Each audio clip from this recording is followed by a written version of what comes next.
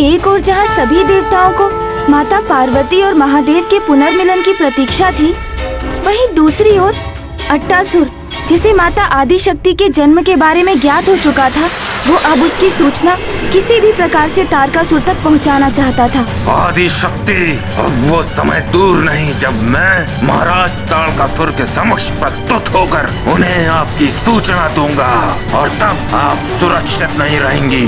आपका अंत समय अब निकट है, क्योंकि मेरे स्वामी आपको कदापि जीवित नहीं रहने देंगे।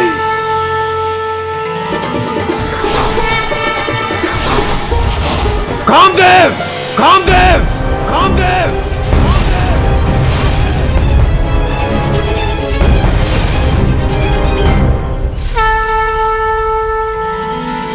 प्रणाम देवराज इंद्र।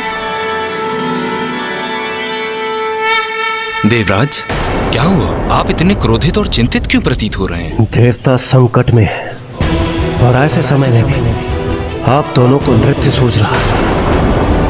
अद्भुत! क्या आपको तनिक भी चिंता है देवताओं की? देवराज, ऐसा नहीं है कि हमें देवताओं की चिंता नहीं है, किंतु हम दोनों का अस्तित्व ना सिर्फ देवताओं के लिए है, अपितु संसार के संपूर्ण प्राणियों के लिए भी है। हमारे नृत्य संगीत से ही संसार भर में कामनाओं का विस्तार होता है और संसार के समस्त प्राणी अपने काम के वशीभूत होकर अपनी प्रजनन क्रिया को संपन्न करते हैं और इसी प्रकार संसार का चक्र आगे बढ़ता है। देवराज, आप इतने चिंतित, निरुत्साहित क्यों लग रहे हैं? क्या बात है? अंत निकट, शीघ्र ही संसार का अंत होगा। फिर तो न संसार होगा, न जीव होंगे और न ही देवता। देवराज, ये आप क्या कह रहे हैं? संसार नष्ट होने वाला है? मैं कुछ समझा नहीं। आप कामदेव, संसार के प्राणियों में आप काम की भावना उत्पन्न करते हैं, उसे नियंत्रित करते हैं। इसलिए मैं आपसे अपने एक प्रश्न का उत्तर चाहता हूं। जहां पर काम की भावना की अत्यंत आवश्यकता है, वहां विरक्ति का भाव क्यों? यदि महादेव और माता पार्वती का विवाह होगा, तभी तो उन्हें पुत्र रत्न की प्राप्ति होगी और वही महादेव का पुत्र तारकासुर का अंत करेगा। और हम सभी कितने समय से इस क्षण की प्रतीक्षा कर रहे हैं, किंतु महादेव तो माता पार्वती की ओर देखते भी नहीं। वो तो सांसारिक भावनाओं का तज कर अत्यंत गहन ध्यान में विलीन है। इस प्रकार महादेव और माता पार्वती का विवाह कैसे संपन्न होगा? इसलिए अब आपको कुछ करना ही होगा। कामदेव, आप ही बताइए, मेरे मुख से ये चिंता सुनकर क्या आपको अभी भी विश्वास है कि आप अपना कर्तव्य पूर्ण रूप से निभा रहे हैं? कामदेव, आपको महादेव के भीतर काम और आकर्षण जागृत करना ही होगा। काम और आकर्षण जागृत करना ही होगा। काम और आकर्षण जागृत करना ही होगा।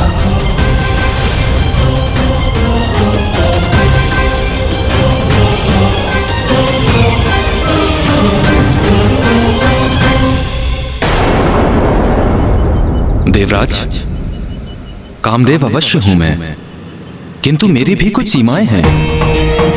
जो योगी अपने तप से, अपनी साधना से अपने मन को वश में कर लेता है, उन पर मेरा कोई प्रभाव नहीं होता। और फिर आप तो महादेव को प्रभावित करने की बात कर रहे हैं। महादेव जो महायोगी हैं, जो आदि योगी हैं, उनके मन में काम भावना जागृत करना मैं ये कैसे संभव कर सकता हूं? मैं विवश हूं देवराज, मुझे क्षमा करें, मैं आपकी सहायता नहीं कर सकता।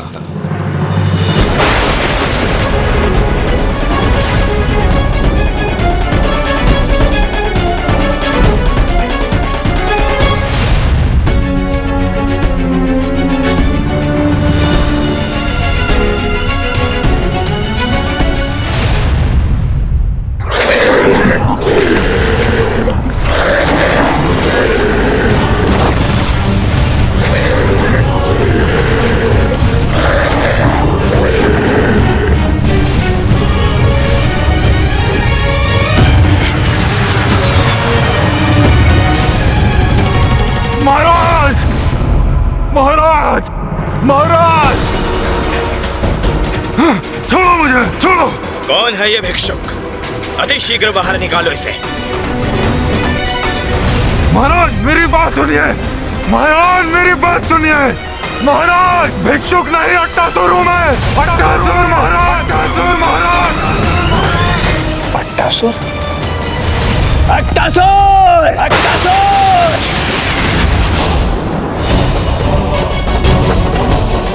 रुको!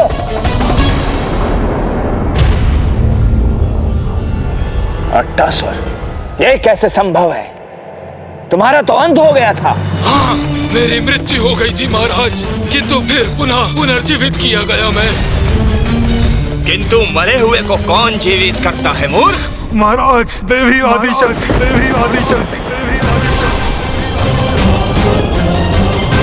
हाँ महाराज, और देवी आदि शक्ति का जन्म हो चुका है, वो भी एक मानव रूप में। अब तो वो 16 वर्ष की आयु भी प्राप्त कर चुकी है। आप सावधान हो जाइए महाराज, शीघ्र उन देविका को छुपाएं।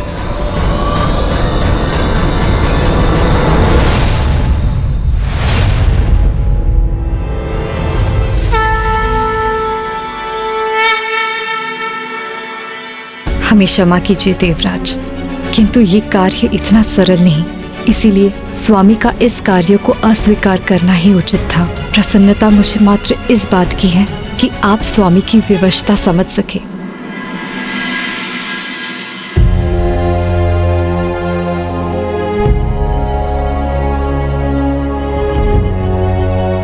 दाता की परीक्षा दुर्भिक्ष में, और एक शूरवीर की परीक्षा रणभूमि में, एक मित्र की परीक्षा आपत्ति के समय में, और एक स्त्री की परीक्षा उसके पति के असमर्थ होने में ही होती है। मैं यहां देवराज इंद्र होने के नाते नहीं, आपके मित्र के रूप में उपस्थित हुआ हूं, और मैं आपसे मात्र मेरी ही नहीं, समस्त देवताओं की सहायता की याचना कर रहा हूं।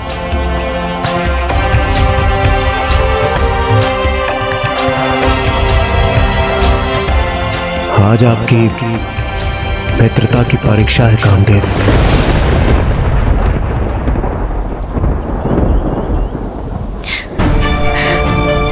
नहीं स्वामी, नहीं।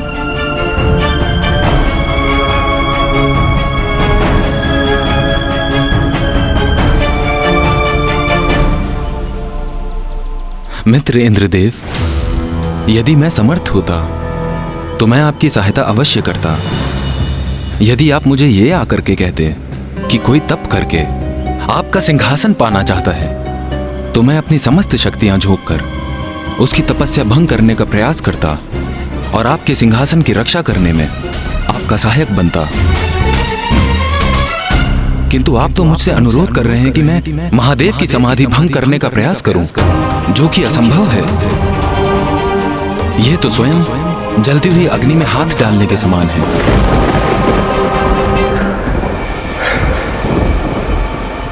मुझे ज्ञात है कामदेव, मैं आपको वो कार्य करने के लिए कह रहा हूं जो असंभव है, किंतु इस असंभव को संभव करने से ही देवताओं की रक्षा संभव है। क्योंकि ताड़कासुर का अंत महादेव और माता पार्वती का वो पुत्र करेगा जिसका जन्म महादेव के भीतर माता पार्वती के प्रति उत्पन्न होने वाले काम भाव से होगा। और ये कार्य आपकी सहायता के बिना सर्वथा असंभव है। धृष्टता क्षमा कीजिए देवराज, परंतु आप ये समझने में असमर्थ क्यों हैं कि महादेव महायोगी हैं, माता पार्वती उनके निकट है, फिर भी उन्हें उनकी उपस्थिति का आभास भी नहीं हो रहा, अर्थात उन्हें अपने भावनाओं पर पूर्ण नियंत्रण है। ऐसी अवस्था में स्वामी का सर्वाधिक शक्तिशाली बाण भी महादेव को प्रभावित नहीं कर सकेगा। आप मित्रता और धन परायणता की गुहार लगा रहे हैं, परंतु महादेव पर बाण तो मेरे पति को साधना है। यदि महादेव पर उस बाण का कोई प्रभाव नहीं हुआ तो, और महादेव का क्रोध जागृत हो गया तो महादेव की क्रोधाग्नि से मेरे स्वामी की रक्षा कौन करेगा? देवी रति, आप व्यर्थ में ही चिंता कर रही हैं। मैं स्वयं महादेवताओं के साथ उपस्थित रहूंगा।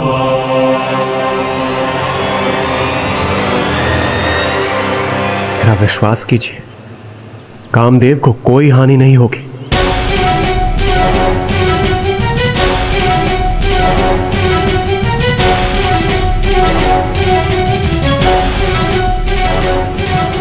नहीं, मैं निश्चिंत होने में असमर्थ हूं।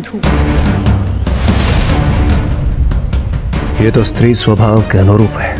नारी सदा पुरुष को दुर्बल ही बनाती है। देवी रति का व्यर्थ का भय और उनकी आशंका मेरी योजना में बाधा उत्पन्न कर रही है। नहीं, मुझे किसी अन्य युक्ति से उनके इस भय को दूर करना ही होगा।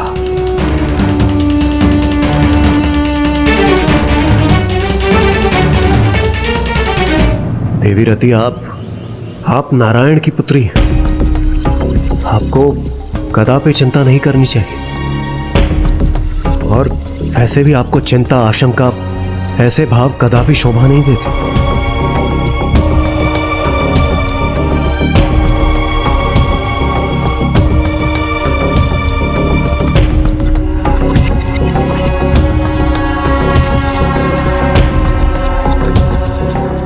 प्रिय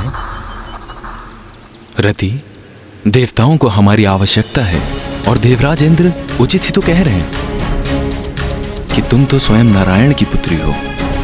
तुम्हें तो साहस का परिचय देना चाहिए, निश्चिंत रहना चाहिए तुम्हें। मैं निर्णय ले चुका हूं।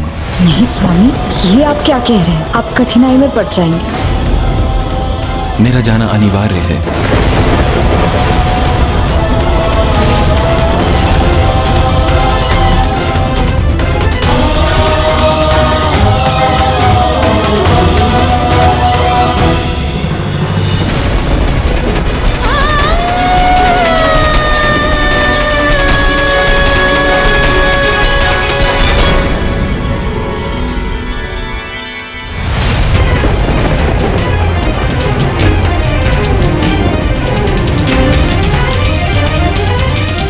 स्वामी, स्वामी, स्वामी।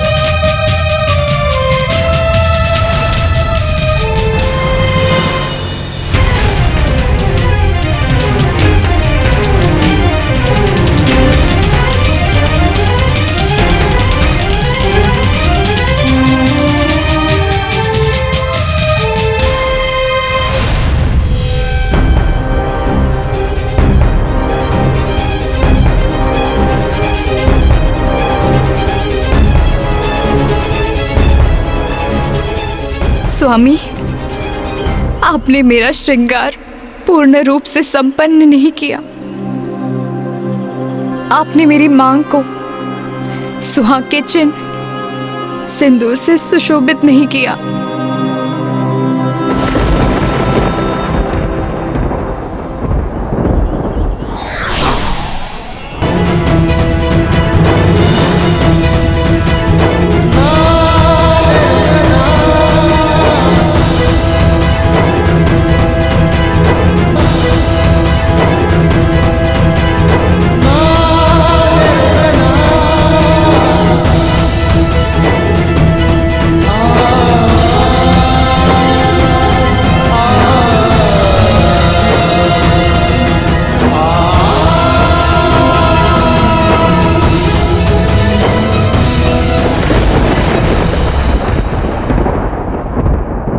एक ओर देवराज ने कामदेव को मना लिया था, किंतु दूसरी ओर वो अट्टासुर तारकासुर का विश्वास अभी तक प्राप्त नहीं कर सका था। किंतु ब्राह्मण देवता अट्टासुर तारकासुर के भवन में प्रवेश कर माता आदिशक्ति के मनुष्य योनि में जन्म लेने की घोषणा तो कर चुका था ना? ये तो सत्य है महाराज, किंतु तारकासुर इतनी सरलता से इस सत्य को कहां स्वीकार करने वाला था?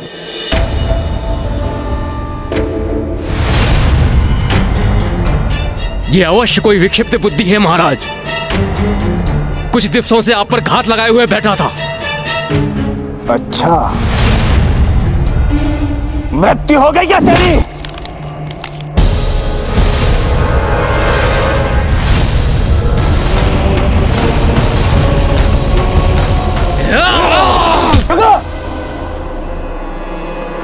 मेरा विश्वास कीजिए महाराज, मेरा विश्वास कीजिए। वो जन्म ले चुकी है, एक मानव शरीर में फल फूल रही है महाराज।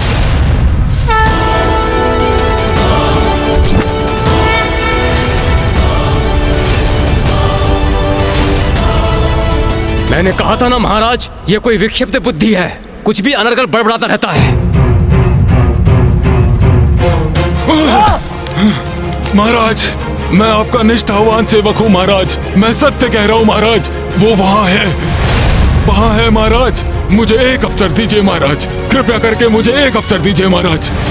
मैं स्वयं आपको ले चलूंगा कुलदेवी आदिशक्ति तक। मेरा विश्वास कीजिए महाराज।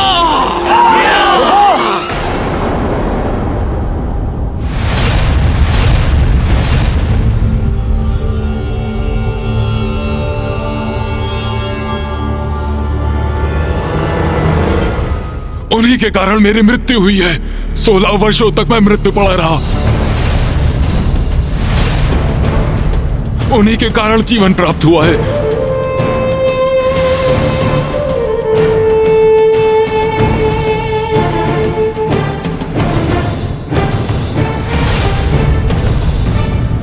किंतु अब उन देवी का काल बनूंगा मैं।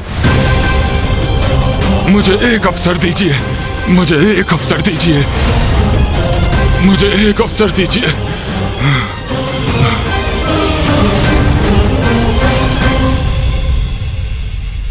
वैद्य के पास ले जाओ इसे, चिकित्सा कराओ इसकी। चिकित्सा इसकी? क्यों महाराज? यदि मान भी ले ये वास्तव में अट्टासुरी है, तो भी इससे हमें क्या लाभ? अवस्था देखी आपने इसकी महाराज। रात्रिसुर शैलपुत्री का वध करने के निरंतर प्रयास किए हैं मैंने। स्वयं मैंने उसका अंत करने का प्रयास किया, किंतु मैं उसका राजभवन भी नहीं ढूंढ पाया। कहां गया ये राजभवन? किंतु ये अट्टासुर, ये इतनी दृढ़ता से कह रहा है कि इसने शैलपुत्री को अपने नेत्रों से देखा है। और यदि यह सत्य है तो इसका स्वस्थ होना अति आवश्यक है। और उसके उपरांत मैं करूंगा उसका अंत। मैं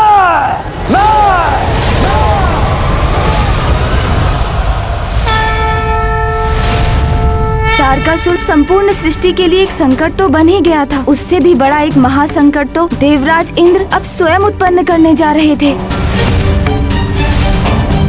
इंद्रदेव कामदेव के साथ उसी गुफा की ओर बढ़ रहे थे जहां महादेव समाधि में लीन थे,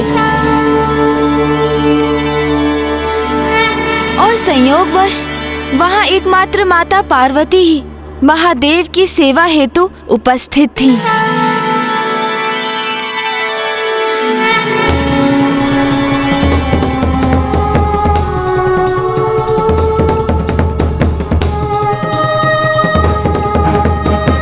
कामदेव, ये वही गुफा है जहां महादेव स्थित है, और इस समय माता पार्वती भी वहीं पर है। उचित है देवराज, किंतु यहां से गुफा के भीतर तक देख पाने में मैं असमर्थ हूं। हमें और निकट जाना चाहिए। और निकट जाना होगा, किंतु मैं तो गुफा से सुरक्षित दूरी पर रहना चाहता था।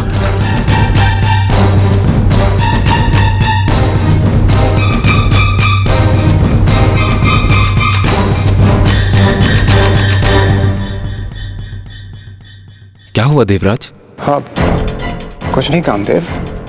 कामदेव, आप तो अपने बाणों से लक्ष्य साधने में निपुण हैं। आप बेकार में चिंता कर रहे हैं। आप यहीं से अपने बाण चलाइए ना। देवराज, मैं कोई धनुर्धारी योद्धा नहीं हूं। मैं अपने बाणों का लक्ष्य साधकर प्रेम और अनुराग जागृत करता हूं। इसलिए अनिवार्य यह है कि मेरे बाण जिस पर लक्षित हों उस पर मेरी दृष्टि अवश्य होनी चाहिए। महादेव पर दृष्टि साधे बिना मैं अपना बाण नहीं चला सकता। चलिए, आइए देवराज। आप उचित कह रहे हैं, किंतु मेरा वहां जाने का क्या औचित्य है? इसलिए आप ही जाइए, मैं यहाँ स्थित रहकर सचेत रहूंगा और इस स्थान की रक्षा करूंगा मैं। मुझे महादेव के समक्ष भेजकर कदाचित देवराज स्वयं सुरक्षित रहना चाहते हैं।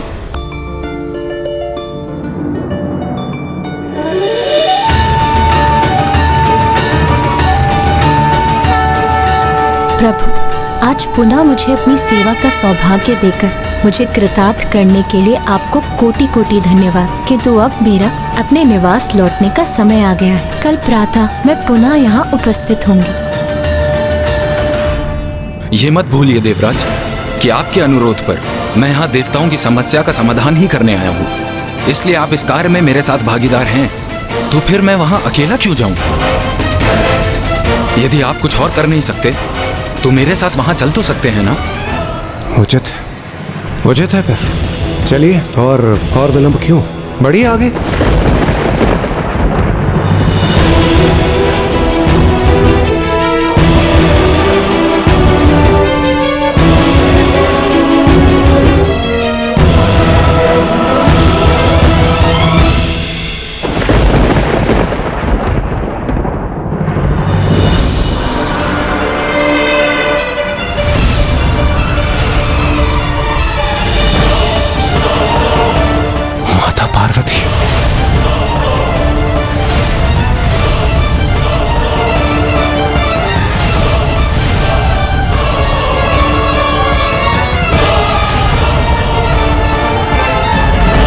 माता पार्वती ने हमें देख लिया तो अनर्थ हो जाएगा देवराज।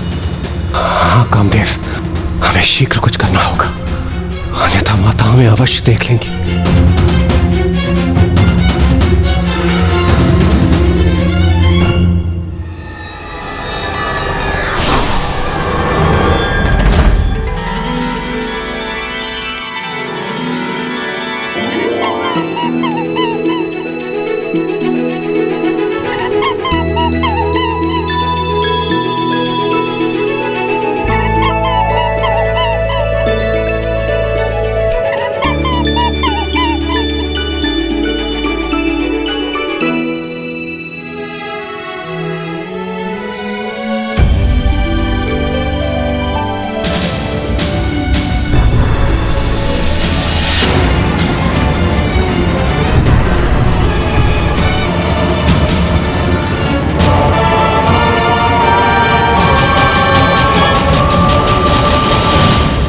किसी प्रकार हमारी रक्षा हो ही गई। तनिक अवकाश ही शेष था, अन्यथा माता की दृष्टि हम पर अवश्य पड़ जाती।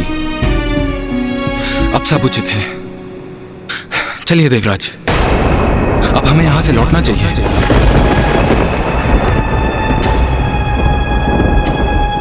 लौटना चाहिए? किंतु क्यों? कामदेव, हम यहाँ एक महत्वपूर्ण कार्य करने आए हैं। जब तक हम उसे पूर्ण नहीं करते हम यहां से नहीं जाएंगे। नहीं देवराज, अब उसका कोई लाभ नहीं। मैं महादेव पर तभी बाण साध सकता हूं जब माता पार्वती उनके समक्ष हों, जिससे मेरा बाण जब महादेव को स्पर्श करे और वे अपने नेत्र खोलें तो माता को अपने समक्ष देख उनके प्रति प्रेम और स्नेह का भाव जागृत हो सके। ओह, तो अब मैं समझा, ये आपकी रणनीति थी। इसलिए तो आप इतना तर्क वितर्क कर रहे थे। आप यही चाहते थे ना कि समय व्यर्थ हो जाए और माता गुफा के बाहर आ जाए और आपको अपना कार्य भी ना करना पड़े। क्यों कामदेव?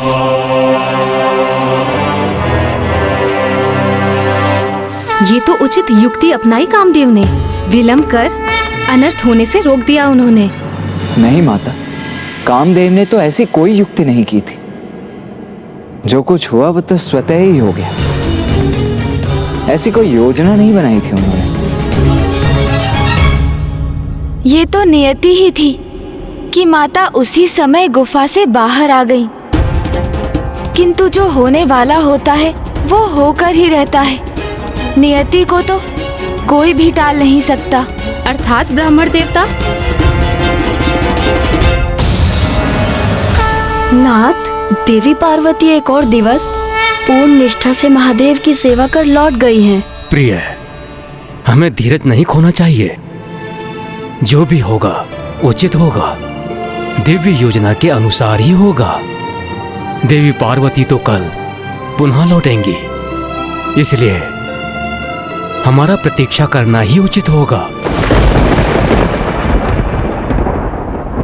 ब्रह्मदेव तो पुनः ध्यान में चले गए। यही उचित अवसर होगा उनकी दृष्टि से बचकर योजना को क्रियान्वित करने का। किंतु इंद्रदेव कहाँ है? वहां है इंद्रदेव,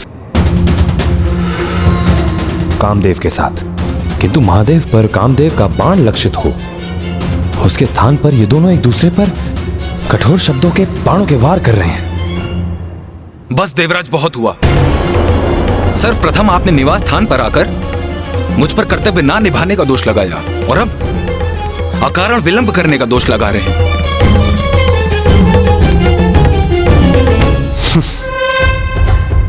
ये दोहरा मापदंड आप अपने पास ही रखिए कामदेव। वैसे आप उस समय भी मेरी योजना को लेकर उत्साहित नहीं थे और अब भी आप ही के कारण हमने एक उत्तम अवसर गंवा दिया।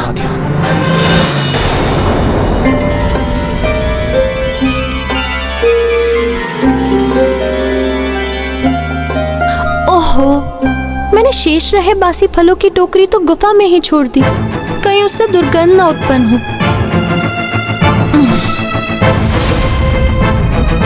हाँ, मैं मानता हूं, मैंने ना अवश्य कहा था, किंतु उसके उपरांत मैंने आपकी योजना को स्वीकार भी तो किया और अब मैं आपके सामने यहां उपस्थित भी हूं, किंतु मैं आपके दोषारोपण को और नहीं सहूंगा। कामदेव, कामदेव रुकिए।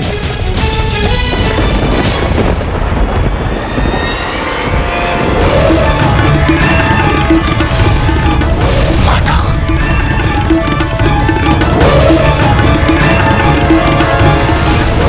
माता तो ऐसी और आ रही है।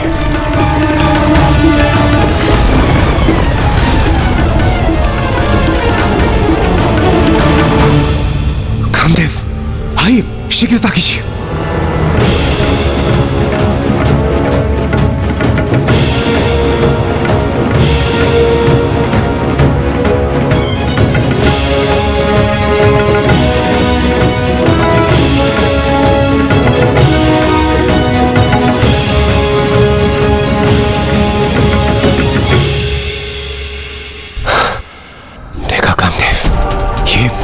नियति नहीं तो और क्या है।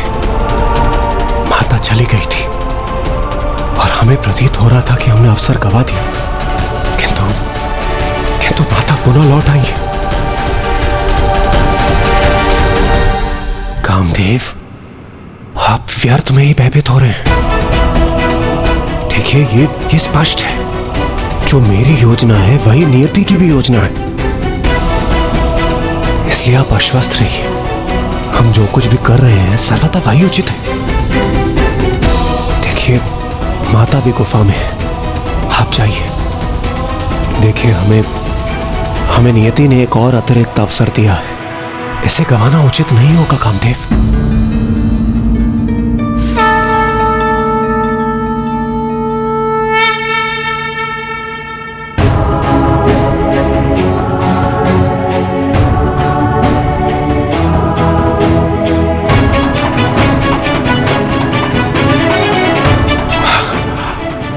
आइए कामदेव, आइए। करूंगा, मैं जगत कल्याण के लिए सब कुछ करूंगा।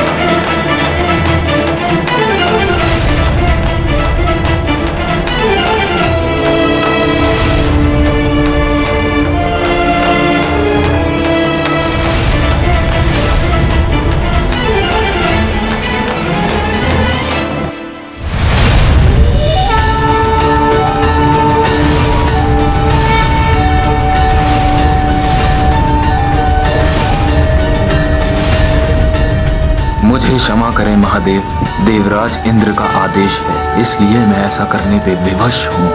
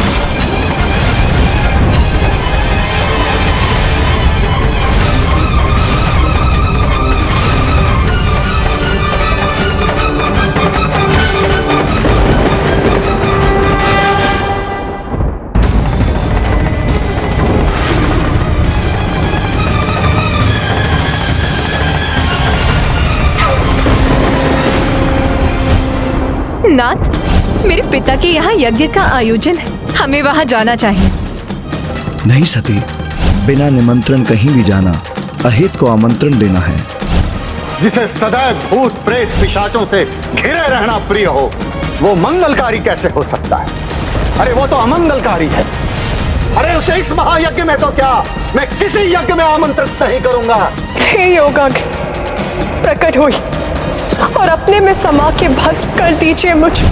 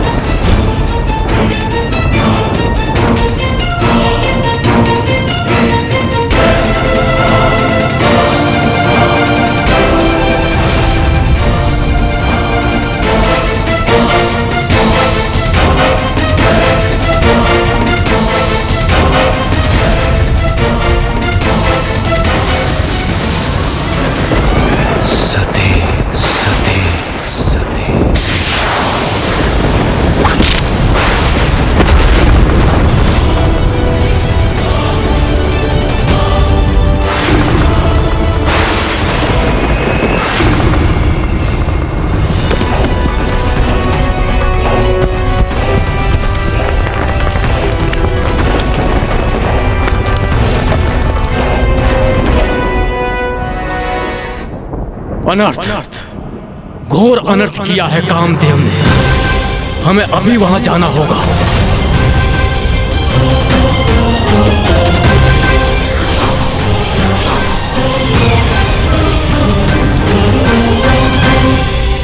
स्वामी, मुझे ऐसा प्रतीत हो रहा है कि सर्वनाश होने वाला है।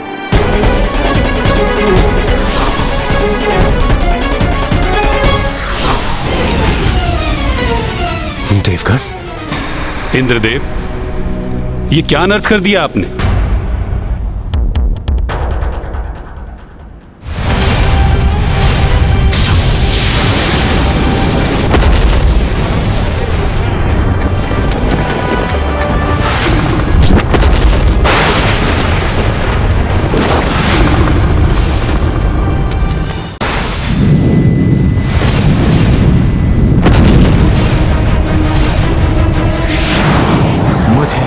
करें महादेव, मैं विवश था।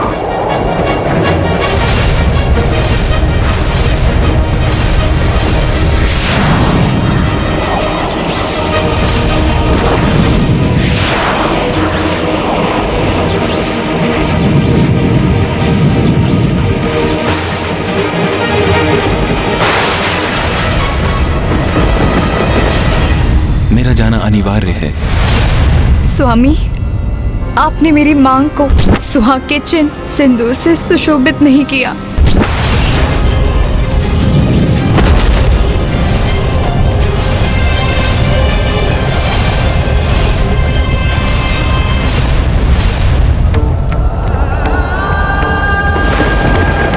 महादेव की क्रोधाग्नि ने कामदेव को भस्म कर दिया।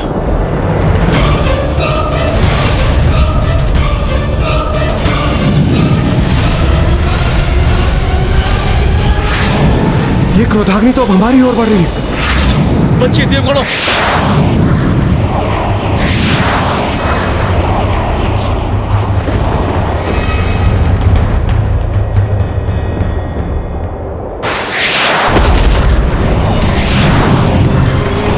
बहुत बड़ा अनर्थ कर दिया इंद्रदेव आपने। समाधि में स्थित महादेव पर काम इच्छा जागृत करने वाले कामदेव के बाण ने काम भावना के स्थान पर महादेव के भयंकर क्रोध को जागृत कर दिया है।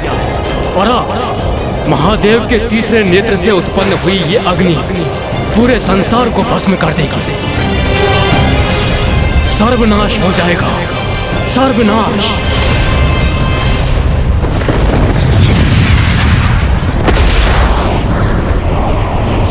ये कैसा अनर्थ हो गया है?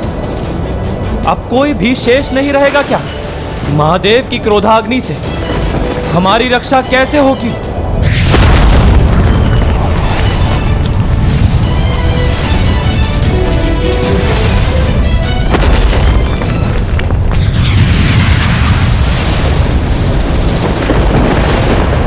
संपूर्ण ब्रह्मांड महादेव की क्रोधाग्नि से प्रभावित है। ऐसा प्रतीत पड़ता है जैसे सर्वत्र विनाशकारी अग्नि प्रज्वलित है।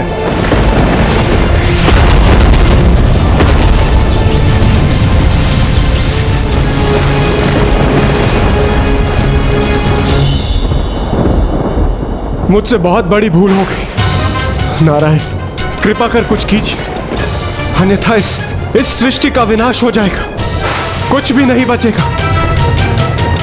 इंद्रदेव, महादेव की क्रोधाग्नि एक प्रचंड शक्ति है जिसे रोक पाना मेरे लिए अथवा ब्रह्मदेव के लिए भी असंभव है।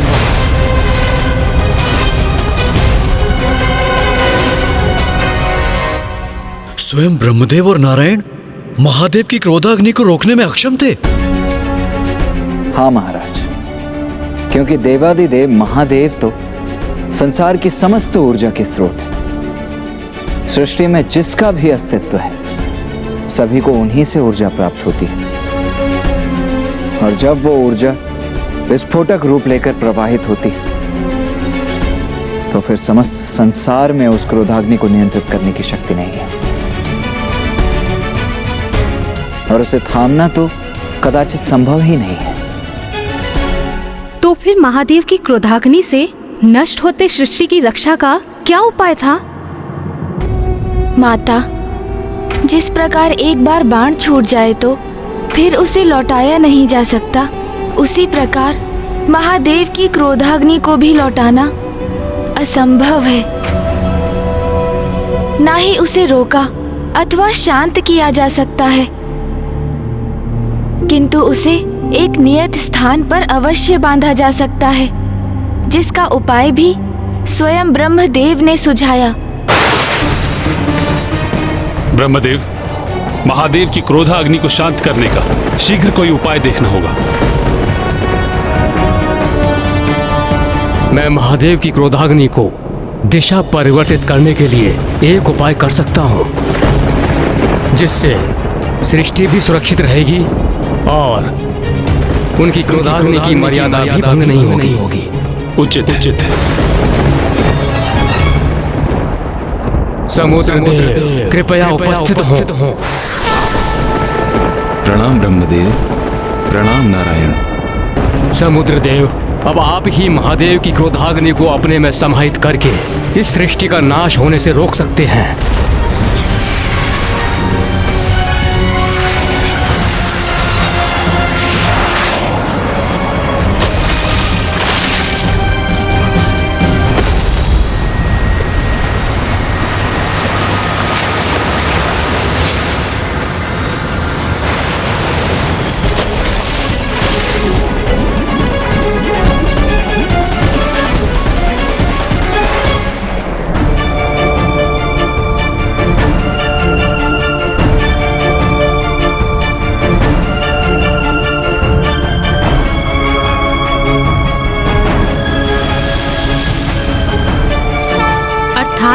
ब्रह्मदेव की युक्ति से और समुद्रदेव द्वारा अपने दायित्व के निर्वहन से सृष्टि की रक्षा हो गई और उधर गुफा के भीतर माता और महादेव की दृष्टि एक दूसरे के ऊपर जा चुकी थी, अर्थात अब सब कुशल होने वाला था।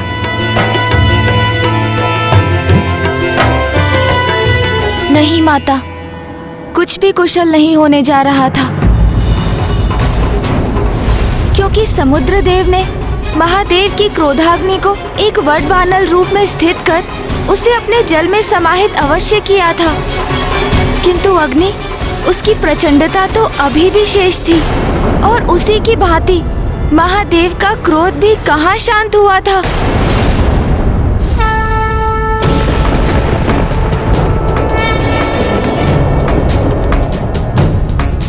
अंततः महायोगी जी अपने चिर ध्यान से बाहर आ ही गए। मुझे आपसे कुछ महत्वपूर्ण वार्ता करनी है प्रभु। प्रभु, प्रभु, प्रभु, स्वामी,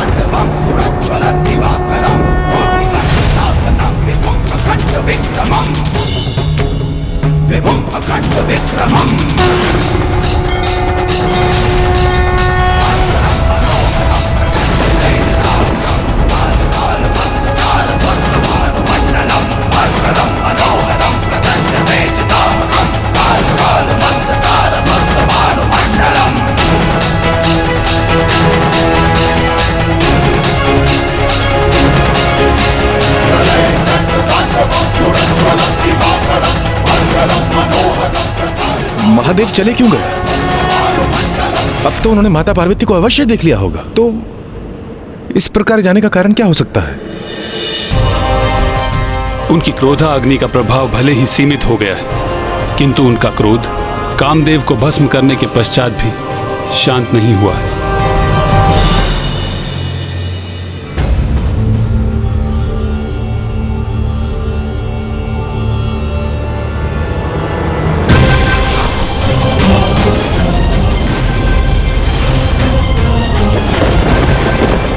प्रणाम ब्रह्मदेव, प्रणाम पिताश्री।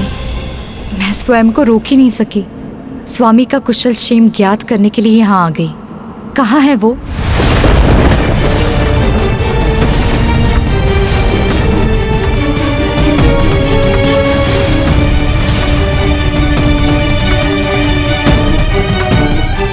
अब सभी इतने शांत क्यों हैं?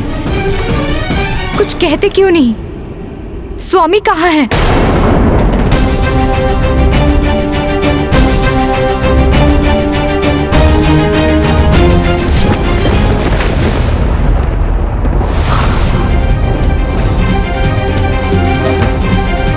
रुक जाओ पुत्री।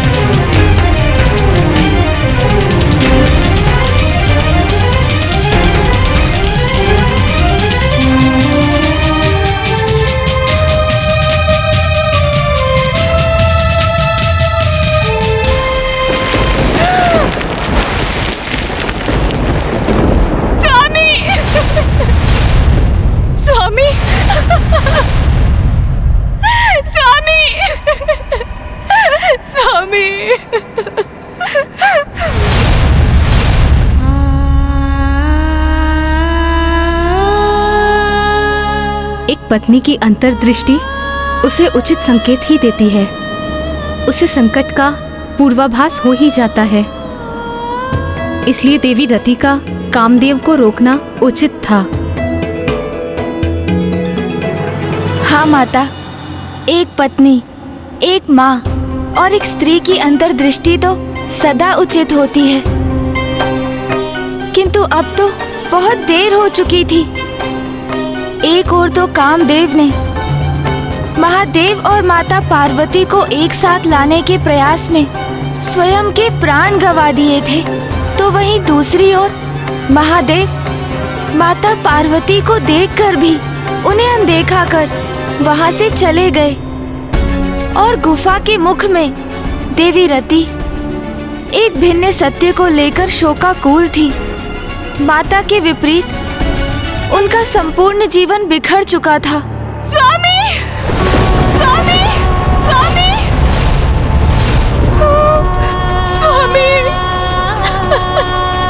स्वामी! पुत्री रति, पुत्री? स्वामी, मैंने कहा था आपसे कि मुझे अपशकुन का आभास हो रहा है, परंतु आपने मेरी एक नहीं सुनी। किंतु मुझे आपको यहाँ आने ही नहीं देना चाहिए था। अब मैं क्या करूं स्वामी, अब मैं क्या करूं? कैसे लौटाऊं मैं आपको स्वामी? यदि मैं समय चक्र लौटा सकती तो अवश्य लौटा देती। हम प्रसन्न थे, आनंदित थे, हर्षित थे, प्रेम की लय में बंधे थे, और आप मेरा श्रृंगार कर रहे थे।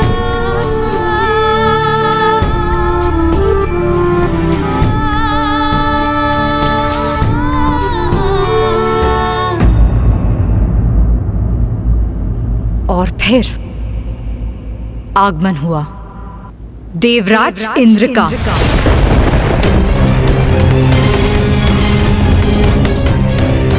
देवराज इंद्र वहां पहुंचे।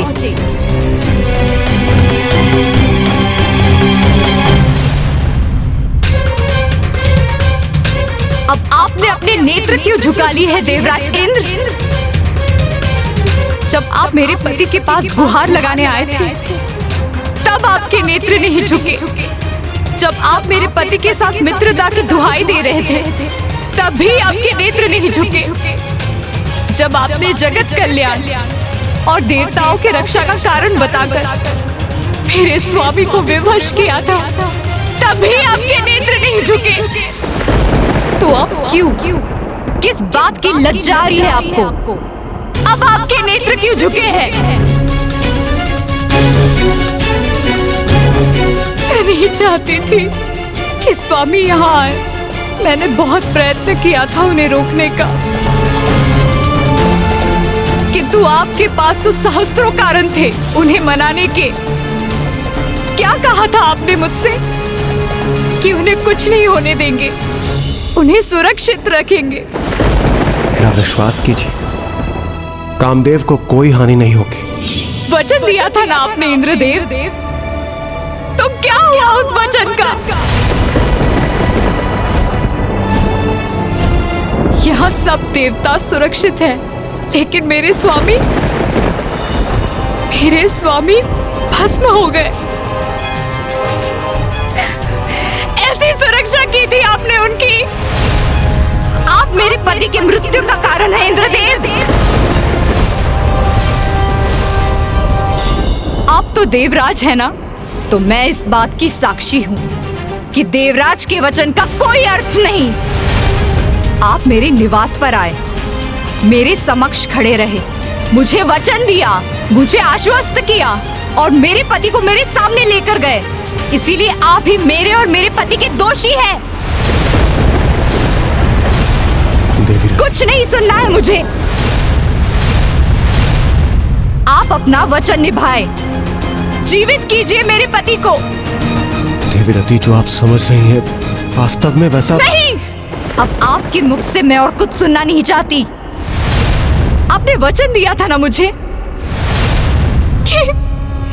कि मेरे पति की रक्षा करेंगे, रक्षा करेंगे। दिया था तो नहीं दिया था देवराज?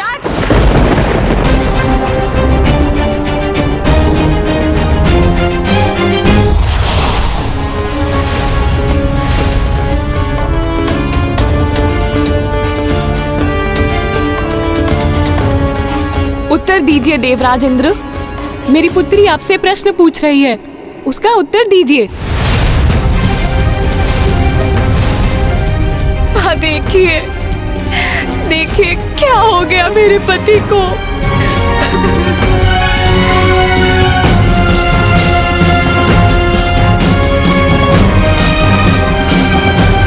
स्वामी, अब आप ही कुछ कीजिए स्वामी। नहीं प्रिय, मैं कामदेव को पुनः जीवित नहीं कर सकता। उनका अंत महादेव की क्रोधाग्नि से हुआ है और मैं महादेव की इच्छा के विरुद्ध नहीं जा सकता।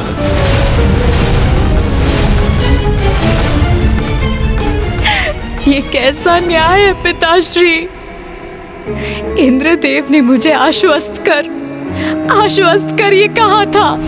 देवी रति, आप नारायण की पुत्री हैं। आपको कदापि चिंता नहीं करनी चाहिए। ये क्या कर दिया देवराज इंद्र आपने? इतनी भयंकर योजना बनाने के पूर्व आपने एक बार मुझसे या ब्रह्मदेव से पूछना उचित नहीं समझा? आप सभी देवताओं के मुख पर ग्लानि का भाव देखकर मुझे आभास हो रहा है कि इंद्रदेव की योजना में आप सभी सम्मिलित भी थे और उन्हें आपका समर्थन भी प्राप्त था।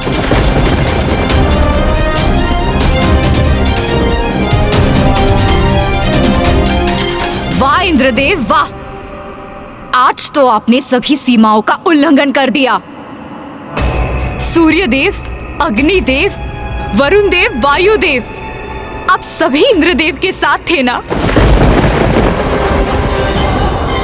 आप सबकी सहमति प्राप्त थी उन्हें, फिर एकमात्र मेरे पति दंड के भागी क्यों बने? महादेव की क्रोधाग्नि से मेरे पति की रक्षा करने क्यों नहीं आए आप लोग? क्यों नहीं आए? देवी रति, मैं यहीं उपस्थित था किंतु सब कुछ पलक झपकते ही हो गया और जो कुछ भी हुआ ये उचित नहीं है। किंतु मुझे कदापि ज्ञात नहीं था कामदेव के बाण से महादेव की क्रोधाग्नि जागृत हो जाएगी। क्या कल्पना भी नहीं की थी आपने? मैंने स्वयं आपसे कहा था कि महादेव महायोगी हैं। उन्हें कोई भी, मेरे पति कामदेव भी, काम भावना के वश में नहीं कर सकते। जो सत्य मैं भली भांति समझती हूँ, उस सत्य का आभास भी नहीं हुआ आपको। फिर कैसे देवराज इंद्र है आप?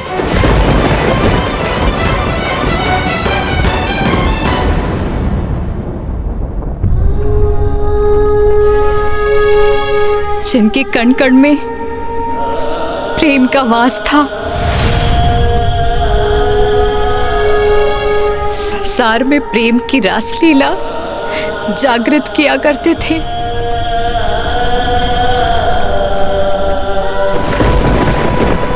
कितनी अपार पीड़ा हुई होगी स्वामी को,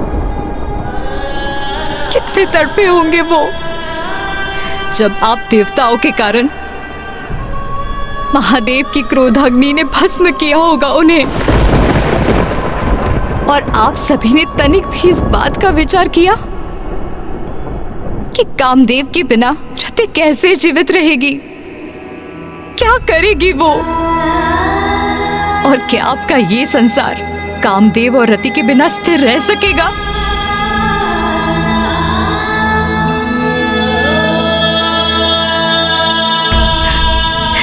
क्या हमारे बिना संसार में नवीन प्राणियों का जन्म हो सकेगा?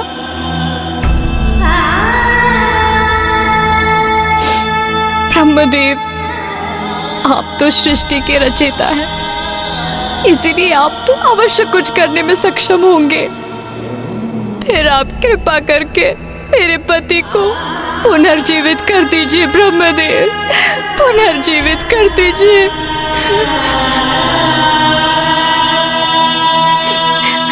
पिताश्री, आप तो पिता है ना मेरे, आपका जामाता मृत अवस्था में है, फिर आप क्यों नहीं जीवित कर रहे उन्हें? क्या आपको आपकी पुत्री का वैधव्य विचलित नहीं कर रहा? आप मुझे विधवा रूप में कैसे देख पा रहे हैं पिताश्री? कैसे देख पा रहे हैं?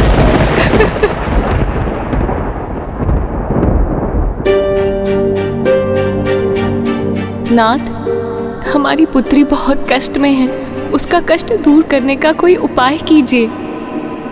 नहीं प्रिय, इसमें मैं सर्वथा असमर्थ हूं।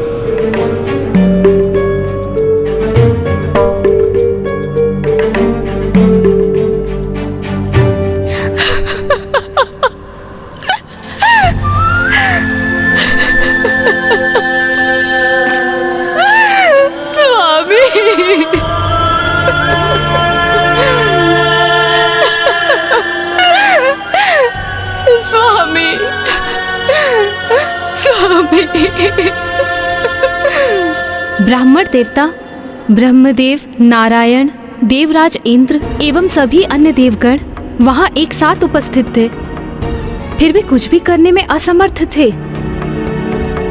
एक पत्नी होने के नाते मैं देवी रति की पीड़ा की कल्पना भी नहीं कर सकती।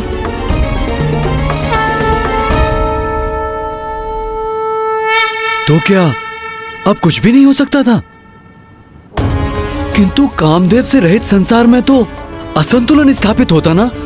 जब सर्वत्र निराशा का अंधकार छाया हो, तभी तो भगवान में विश्वास की परीक्षा होती है। और वहां छाए उस अंधकार में भी आशा की एक किरण थी। ब्रह्मदेव और नारायण को ये भली भांति ज्ञात था कि यदि उस स्थिति को सुधारने हेतु कोई कुछ कर सकता था तो वो एकमात्र माता आदि शक्ति ही थी।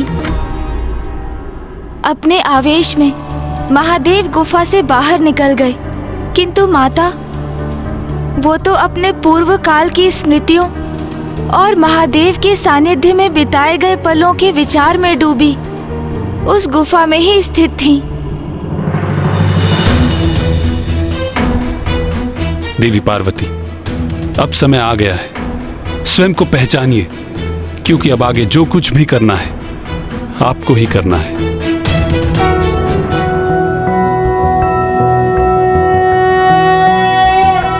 मध्य सुधाग्धि मणिमंडप रत्न वेद्यां सिंहासनोपरि गतां परिपीतवर्णां पीतांबरां। मैं तुम्हारी पुत्री बनकर तुम्हारी मनोकामना अवश्य पूर्ण करूंगी।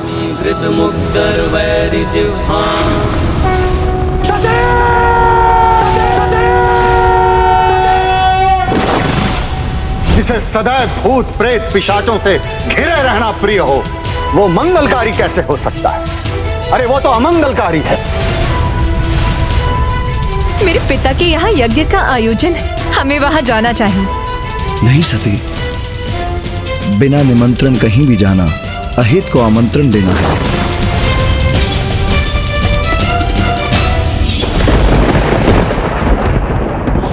मैं जो तीनों लोकों को नियंत्रित करती हूँ, मैं जिनसे त्रिदेवियों अर्थात देवी लक्ष्मी, सरस्वती और पार्वती की उत्पत्ति हुई है, एकमात्र मैं ही महादेव की पत्नी बनने के योग्य हूँ। मैं आदि शक्ति शैलपुत्री पार्वती के स्वरूप में पुनः जन्म लूंगी।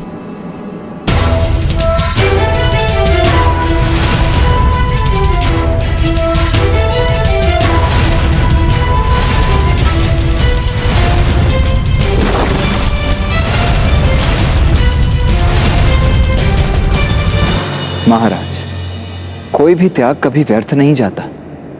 सबसे बड़ी परीक्षा में भी माता और महादेव की कोई ना कोई लीला छिपी ही होती है। और ये अंत कहाँ था? ये तो मात्र एक आरंभ था, क्योंकि अब माता पार्वती को अपने वास्तविक परिचय का आभास हो गया था। उन्हें ज्ञात हो गया था कि वो ही माता आदि शक्ति है। जो समस्त देवताओं को पूर्व से ही ज्ञात था। उस सत्य से अब माता पार्वती का भी परिचय हो ही गया था। किंतु देवता ही नहीं, अट्टासुर के सूचित करने पर तारकासुर अब इस सत्य को लेकर सचेत हो गया था और अब वो किसी प्रकार की असावधानी नहीं करने वाला था।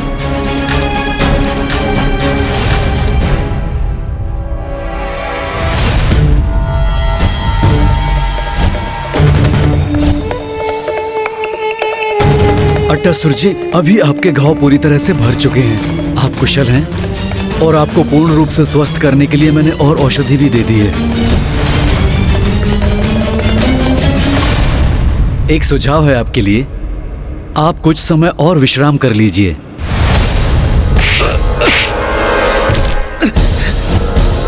विश्राम? अब तो तभी विश्राम करूंगा जब मेरी मृत्यु होगी।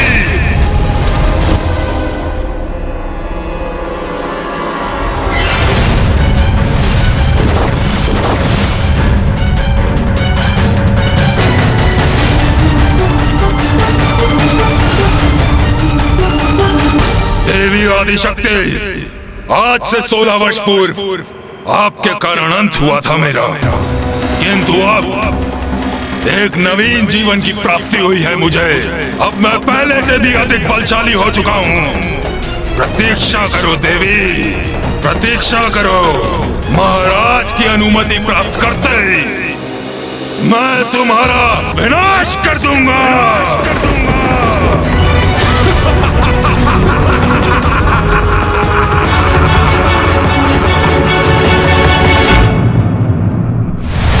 महाराज, अब मैं सर्वथा कुशल हूं और मेरी शक्तियां भी लौट आई हैं।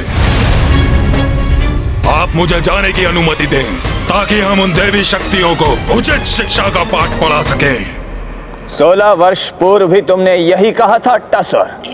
जी महाराज, किंतु इस बार मैं अपनी शक्ति का उच्च प्रमाण दूंगा। इस बार मैं आपको कदापि निराश नहीं करूंगा महाराज। उचित है।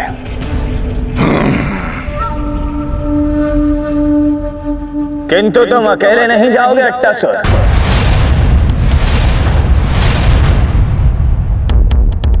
सैनिकों,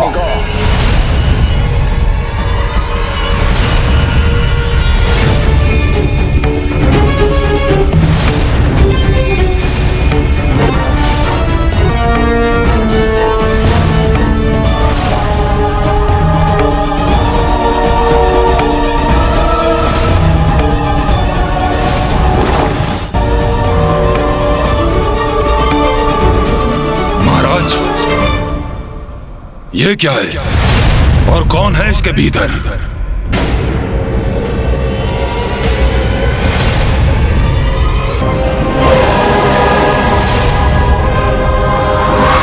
खोलो इसे।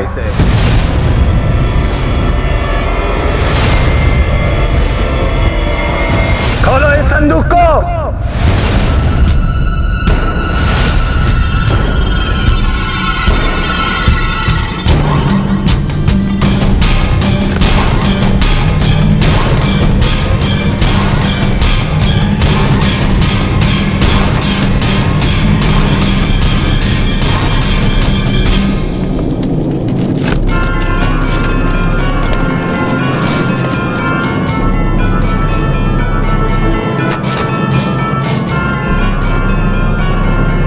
ये क्या महाराज, ये संदूक तो रिक्त है।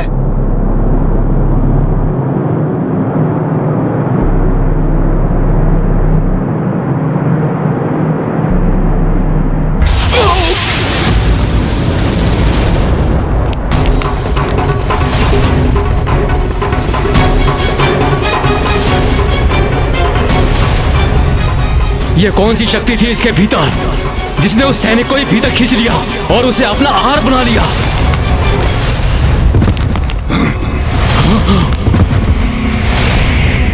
ये तो कोई भयंकर आसुरी शक्ति प्रतीत होती है।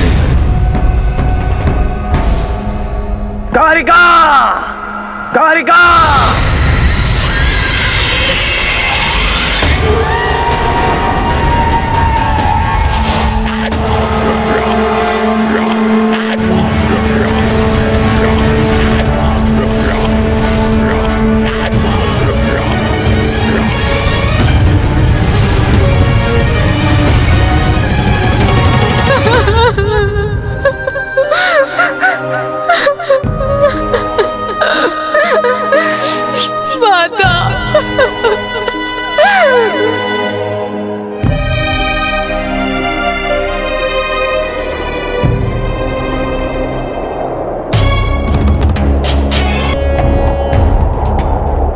अकस्माती वायु प्रवाह कैसा?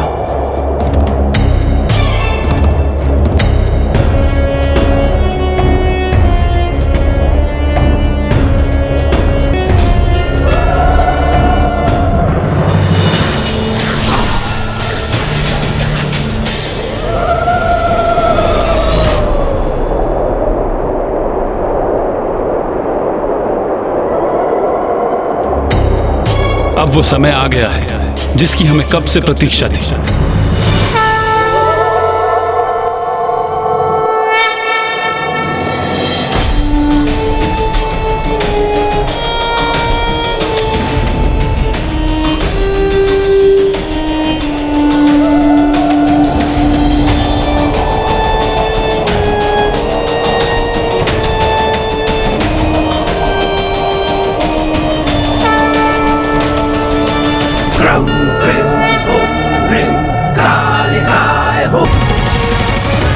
प्रणाम महाराज, आपने मुझे बुलाया? कहिए, क्या आदेश है मेरे लिए? एक अत्यंत महत्वपूर्ण कार्य तुम्हें सौंप रहा हूं मैं कारिका। जाओ, अट्टासुर के साथ जाओ, ढूंढो उस आदि देवी शक्ति को, और यदि अट्टासुर उस देवी का अंत करने में असमर्थ रहा तो तुम इस कार्य को पूर्ण करो।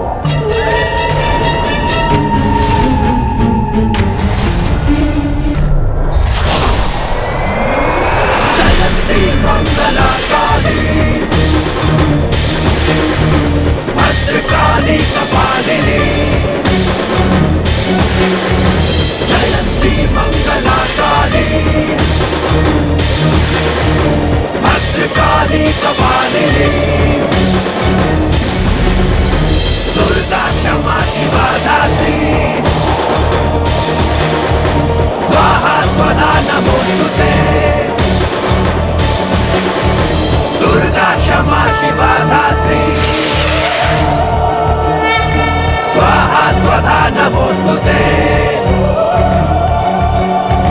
घोर स्वरूपा काली, भवानी भद्रकाली, चंद्रमुंड संहारी, रक्त बीज कौमारी, तू स्वाहा शक्तिशाली, देश मुक्त बलशाली, खप्पर वाली कपाली। माते, स्वामी से भूल हुई, ये मैं स्वीकार करती हूँ, किंतु उन्होंने जो कुछ भी किया देवराज इंद्र की योजना के अनुसार किया, उनके आदेश पर ही किया। यदि माता का क्रोध जागृत हुआ तो अनर्थ हो जाएगा, क्योंकि उसके पश्चात न मैं देवराज इंद्र होगा और न ही मेरा इंद्रलोक।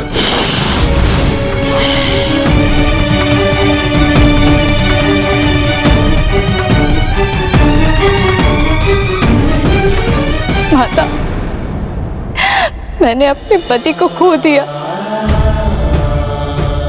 और सृष्टि ने कामदेव को। अब संसार का क्या होगा माता? कामदेव के बिना प्रजनन रुक जाएगा, सृष्टि में नवीन जीवन का संचार होना थम जाएगा, अनर्थ हो जाएगा माता, अनर्थ हो जाएगा।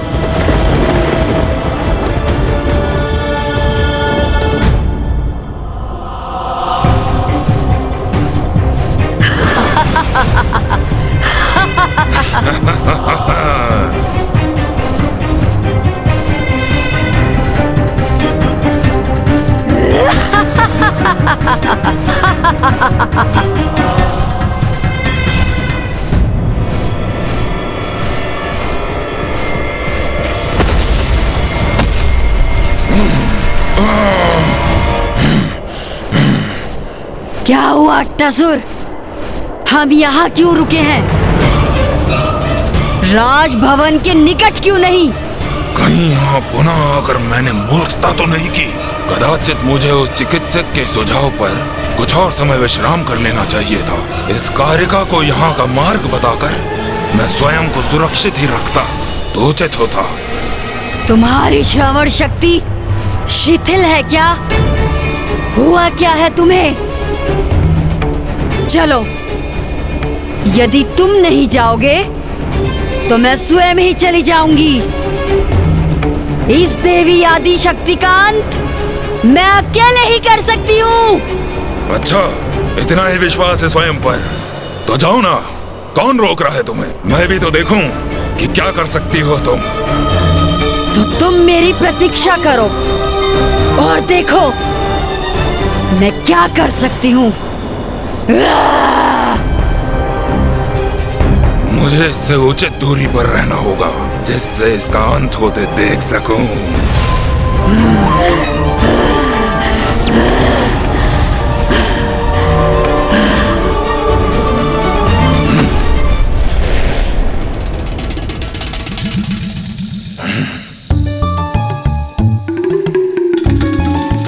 उचित है, मेरे लिए यही स्थान उचित है। यहाँ सुरक्षित रहूंगा मैं। यहीं से ही छुप छुप कर देखता हूँ।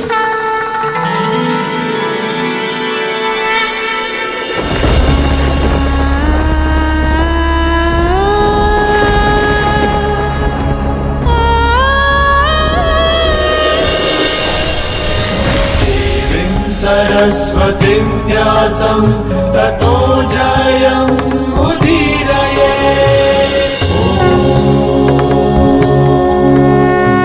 दुखी मत हो पुत्री, मैं महादेव के विरुद्ध तो नहीं जा सकती, इसलिए मैं कामदेव को पूर्वक तो नहीं कर सकती, किंतु मैं तुम्हें ये वरदान देती हूँ कि कामदेव अदृश्य रूप में सृष्टि में सदा उपस्थित रहेंगे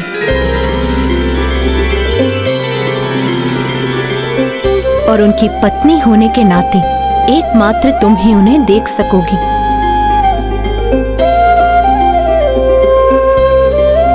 और द्वापर युग में नारायण के पूर्ण अवतार श्री कृष्ण के पुत्र प्रद्युमन के रूप में तुम्हें कामदेव का सदैव सानिध्य भी प्राप्त होगा। या देवी सर्वभूतेषु शक्तिरूपेण संस्थिता, नमस्तस्यै नमस्तस्यै नमस्तस्यै नमो नमः।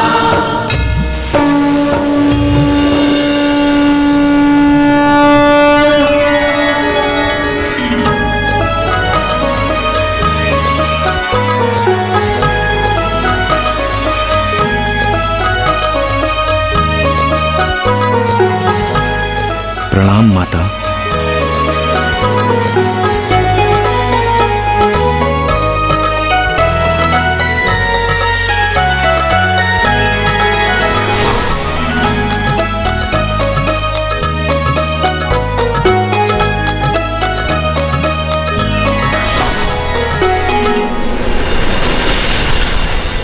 स्वामी, मैं आपको देख सकती हूँ स्वामी। माता ने आपको नया जीवन प्रदान कर दिया स्वामी। धन्यवाद माता।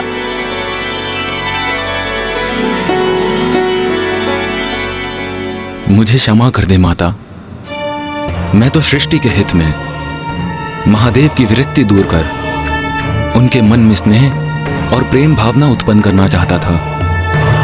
इसलिए मैंने जो भी किया वो किसी द्वेष भावना से नहीं किया, किंतु मेरे कारण महादेव क्रोधित हो गए। कामदेव, आप ये भूल गए कि यदि महादेव में कोई काम भावना जागृत कर सकता है तो वो एकमात्र आदि शक्ति है, अर्थात स्वयं मैं।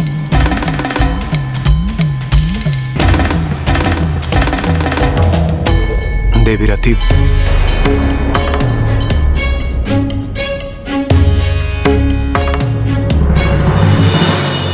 देवी रति, मैं कामदेव को देखने में असमर्थ हूं, किंतु मैं आप दोनों से क्षमा याचना करना चाहता हूं। मैं आपका अपराधी हूं, मेरी क्षमा याचना स्वीकार करें।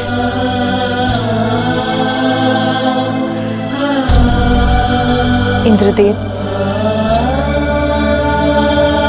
माता आदिशक्ति के आशीर्वाद से मुझे स्वामी का साहित्य पुनः प्राप्त हो गया। संसार संसार को कामदेव रति प्राप्त हो गए माता की कृपा से। मुझे मेरे स्वामी प्राप्त हो गए, वो पुनः अस्तित्व में आ गए, इसीलिए मैं अब किसी पर भी क्रोधित नहीं हूँ देवराजेंद्र। अब हमें आज्ञा दीजिए माता।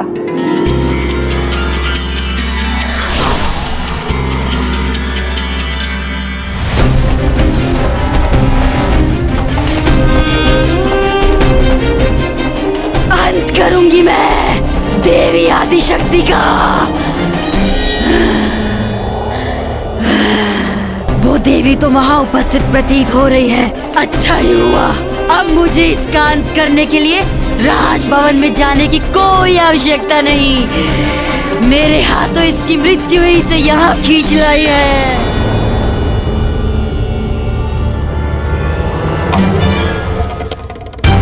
कारिका देवी शक्ति का अंत करेगी, फिर मैं उस दुष्ट कारिका का वध कर देवी आदिशक्ति के अंत का श्रेय ले लूंगा।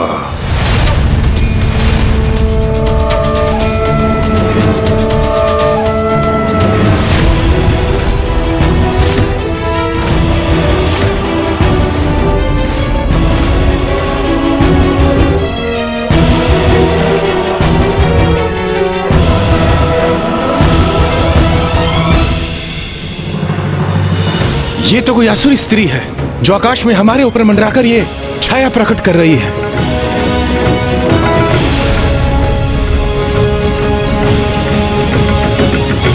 तारकासुर बहुत समय से शांत बैठा था। अब वो अपनी असुरी सेना को भेजकर देवी आदिशक्ति का अहित करना चाहता है।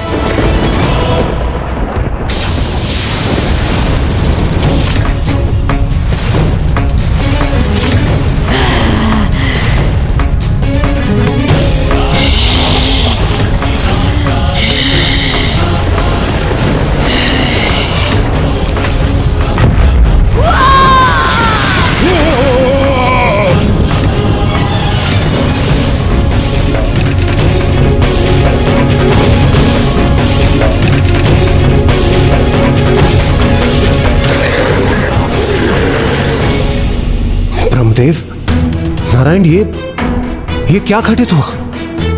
देवराजेंद्र, माता आदिशक्ति को इस असुरी शक्ति का आभास हो गया था और उन्होंने अपने एक हुंकार से समस्त असुरों को छिन्न भिन्न कर दिया। एकमात्र आदिशक्ति ही ऐसा करने में सक्षम है।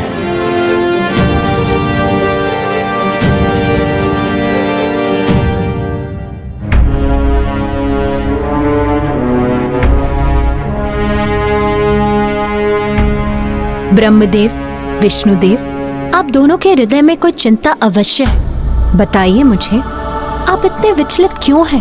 देवी आदिशक्ति, तारकासुर का आतंक बढ़ता ही जा रहा है। उसने स्वर्ग पर भी अपना अधिपत्य स्थापित कर लिया है। यज्ञ में व्यवधान उत्पन्न कर रहा है। निर्दोषों को कष्ट देकर उन्हें व्यथित कर रहा है।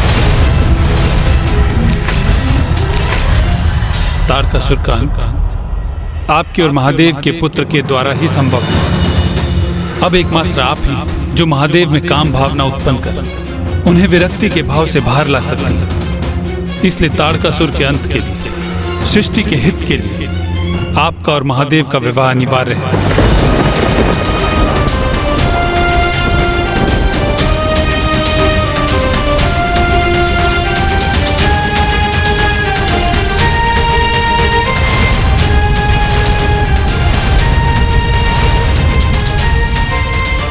माता पार्वती भी विचलित क्यों प्रतीत हो रही है? देवी, मुझे क्षमा कीजिए देवी, मुझे बहुत विलंब हो रहा है। माताश्री और पिताश्री मेरी प्रतीक्षा कर रहे होंगे। मुझे राजभवन लौटना ही होगा।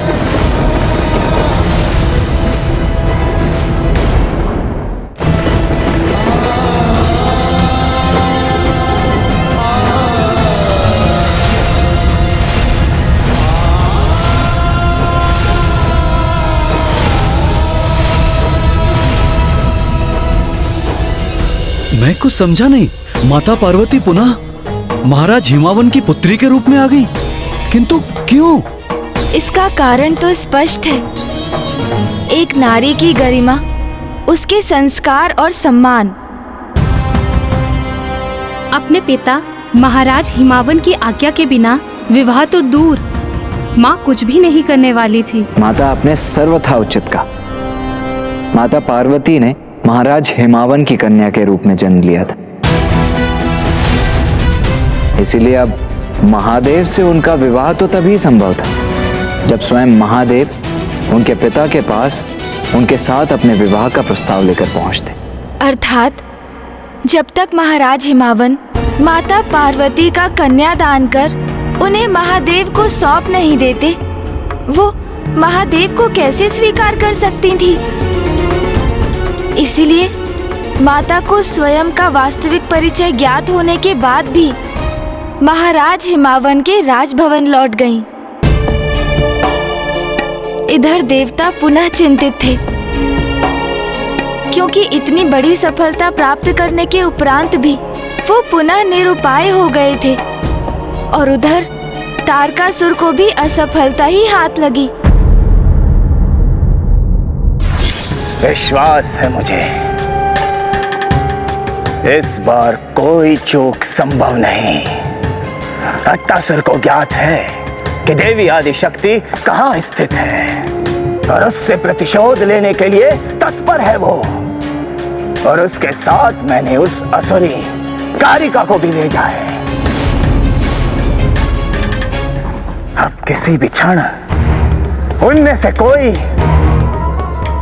उस आदि देवी शक्ति के अंत की शुभ सूचना लेकर अवश्य ही आता होगा। अवश्य।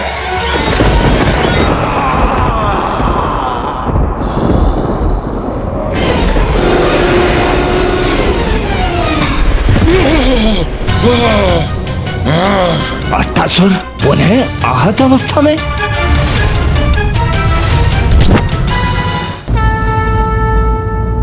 ब्रह्मदेव, नारायण, अब तक तो महादेव और माता पार्वती का एक दूसरे को ना देखना ही हमारे लिए सबसे बड़ी चिंता का विषय था। किंतु हमें आशा थी कि दर्शन प्राप्त कर वो एक दूसरे का सानिध्य प्राप्त कर लेंगे, किंतु यहाँ तो सब कुछ हमारी आशाओं के विपरीत हो रहा है। एक और महादेव माता पार्वती को देखते ही कहीं और प्रस्थान कर गए, और माता भी पुनः अपने पिता के घर लौट गई। देवराज, मुझे ज्ञात है आप सभी महादेव और देवी पार्वती की विवाह की प्रतीक्षा बड़ी अधीरता से कर रहे हैं, किंतु आप ये क्यों भूल रहे हैं कि विवाह संबंध स्थापित होना इतना सरल नहीं। विवाह होना इतना सरल नहीं अर्थात? वायुदेव, विवाह संबंध विधि विधान और इस संबंध की मर्यादा हम स्त्रियां ही भली भांति समझ सकती हैं, क्योंकि महादेव और देवी पार्वती की दृष्टि एक दूसरे पर गई अवश्य, किंतु इसका अर्थ ये नहीं कि वो तभी गंधर्व विवाह संपन्न कर लेते। अर्थात माता? विवाह संबंध स्थापित करने हेतु मर्यादा अनुसार सर्वप्रथम वर पक्ष की ओर से कन्या के लिए विवाह का प्रस्ताव आना अनिवार्य होता है। अर्थात देवी पार्वती से विवाह करने हेतु महादेव को अपनी ओर से विवाह का प्रस्ताव देवी पार्वती के पिता महाराज हिमावन तक भिजवाना होगा। किंतु माता, जिस प्रकार क्रोधावेश में महादेव यहाँ से प्रस्थान किए, उससे तो यही प्रतीत होता है कि विवाह में उनकी तनिक भी रुचि नहीं। तो फिर वो विवाह का प्रस्ताव क्यों भेजेंगे? देवी लक्ष्मी, प्रतीत होता है कि हम देवियों को ही देवताओं को सब समझाना होगा। हाँ देवी सरस्वती, इतने दिग्गज, ज्ञानी और शक्तिशाली देवता होकर भी विवाह अर्थात गृहस्थ जीवन के आरंभ की अधूरी ही समझ है इन्हें। देवगण, आप सभी ये क्यों भूल रहे हैं कि महादेव देवी सती को खोने की प्रचंड पीड़ा को सहन करने के उपरांत सभी सांसारिक क्रियाकलापों से विरक्त हो गए हैं, किंतु अब क्षण भर के लिए ही सही महादेव को देवी पार्वती की एक झलक अवश्य प्राप्त हुई थी। तो महादेव के मन में भी देवी पार्वती के लिए प्रबल आकर्षण अवश्य उत्पन्न हुआ होगा। हमें महादेव के मन को टटोलकर बड़ी ही सावधानी और संवेदनशीलता से उन्हें समझाना होगा, अन्यथा उनका कोप जागृत हो सकता है।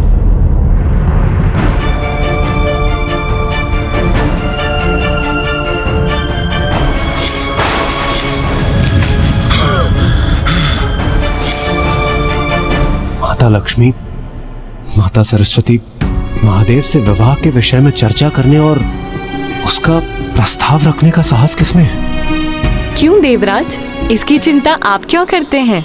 इसके लिए नारायण है ना। मैं? परंतु मुझे ये सौभाग्य क्यों प्राप्त हो? इसलिए स्वामी, क्योंकि आप कन्या के भ्राता जो हैं।